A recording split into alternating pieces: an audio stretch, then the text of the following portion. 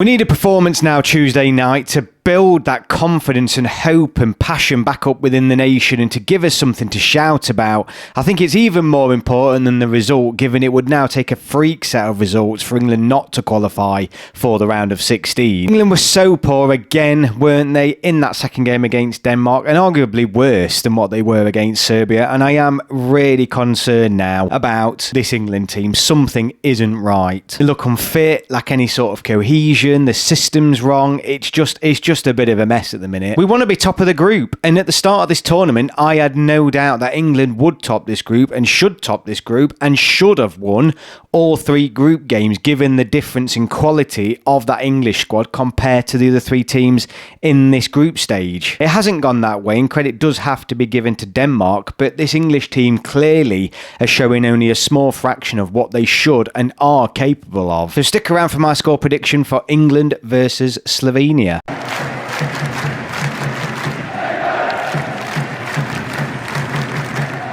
As bad as England have been playing, and this does sort of reflect the quality that England do have, this England team is widely being criticised for playing well below standard. But having said that, we are still top of the group and likely to top the group, even playing very poorly, and we are still unbeaten. So that in itself does say something about where this England team are at now, both in terms of expectation and the quality of players that we have available. But obviously with that comes expectations and expected performances, and I think it's the performances rather than the results that have been causing the issue. We were lucky to come out with a 1-1 draw against Denmark. I thought Denmark did enough to win that match. This has been by far England's worst performance at a tournament under Gareth Southgate. We know traditionally in the second game England have usually slacked off under Southgate in competitions at the group stage, but I think both games so far have been very poor from England. And the problem is that despite all the noise and concerns being raised from that Serbia game, Southgate and the England players just seem to have just roundly ignored it. Opting for the same starting 11 that struggled against Serbia and then expecting drastically different results against arguably a slightly stronger Danish team. I know we now have hindsight to address this, but it's ridiculous. We all knew what the problems were from that first game, and the delay or the inability or unwillingness to listen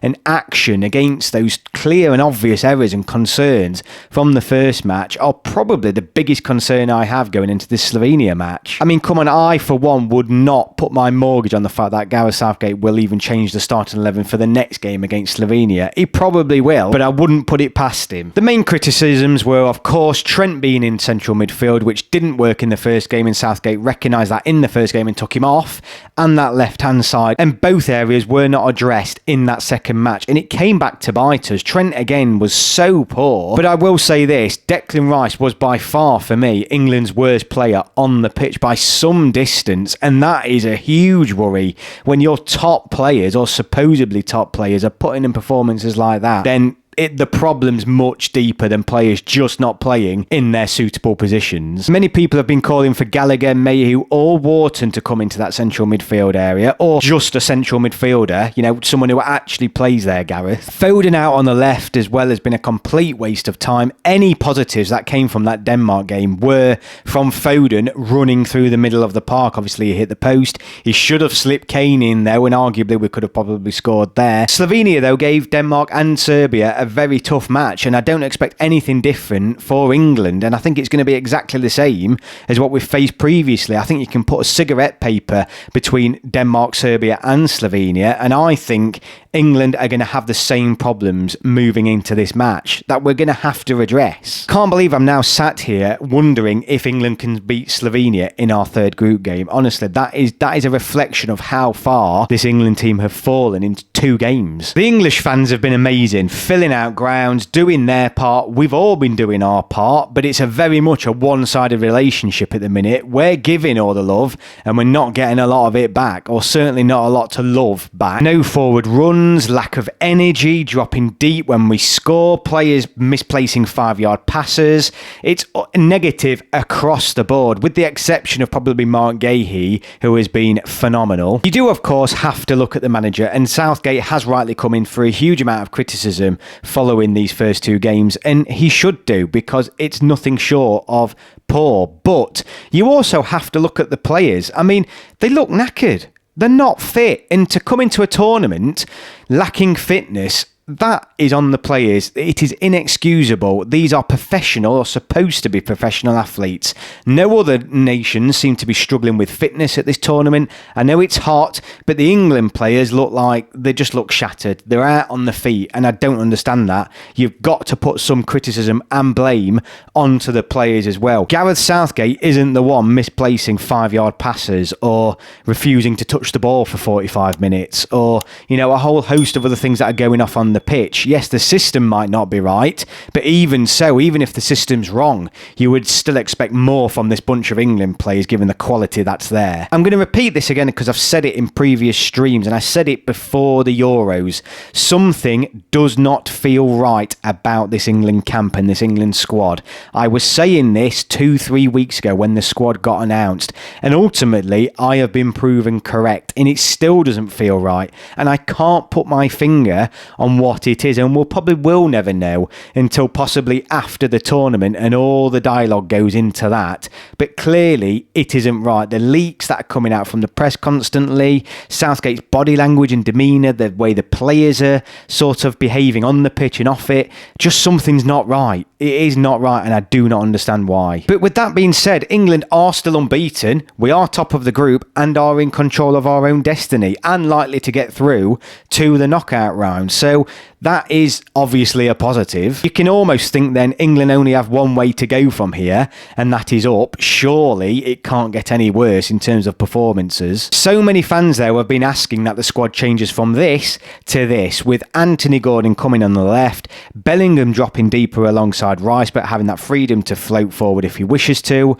and Foden coming through the middle. I get it, and I think that is a better way to set England up, but I promise you at the minute, if we can't get the basics right, the press, the passing, the energy levels, the fitness, if those basics aren't right, it doesn't matter what 11 players we have on the pitch, and I don't think that is truly being acknowledged at the minute. I think the problems are a little bit deeper than just players, or two players not playing in their favoured positions. So can England beat Slovenia? Yes, of course we can, because the quality is still there. However, I think England are not going to improve significantly on the first two matches we've seen at this Euros. Anybody thinking that we're going to go into this game on Tuesday night and see a completely different England is going to be in for a rude awakening. What we want to see, though, is some form of reaction to this. Dare I say, and I hate saying this, similar to the way the Scottish players have responded to their rightly criticised performance in the opening match against Germany.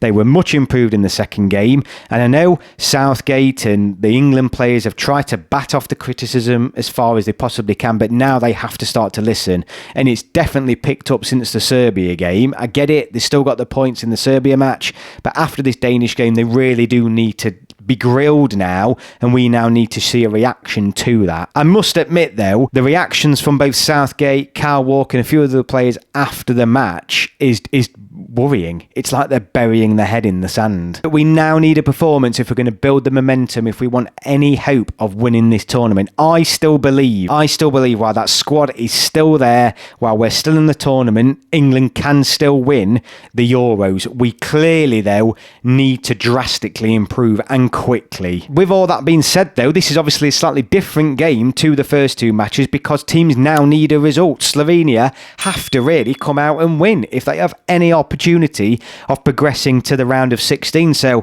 the match is going to be, by its definition and the nature of it, more open. So you would expect that would probably lend much more into England's favour. However, I can't predict anything other, really, than a 1-0 win at the minute for England, and that's what I'm going for. I think it'll be a tight game. I don't think we're going to see a huge improvement in performance levels. I really don't, but I think we're going to see a 5-10% increase in intensity, and I think England will get the job done. I just don't believe we're going to see a significant turnaround yet. And I also believe Slovenia are going to cause us problems the same way Denmark and Serbia have done. I will always back the lads and England to do well. Come on, the Three Lions. Let's get in this tournament. Let's grab it by the scruff of the neck. Southgate, the lads, get your act together, and let's start to show everybody else what we're all about. Let me know in the comments below if you agree with that. If you're new here and you're not subscribed, hit that subscribe button. Remember to join me on the live stream after the game, Tuesday night, immediately after the game. Thank you all so much for watching, and I will see you all on my next video.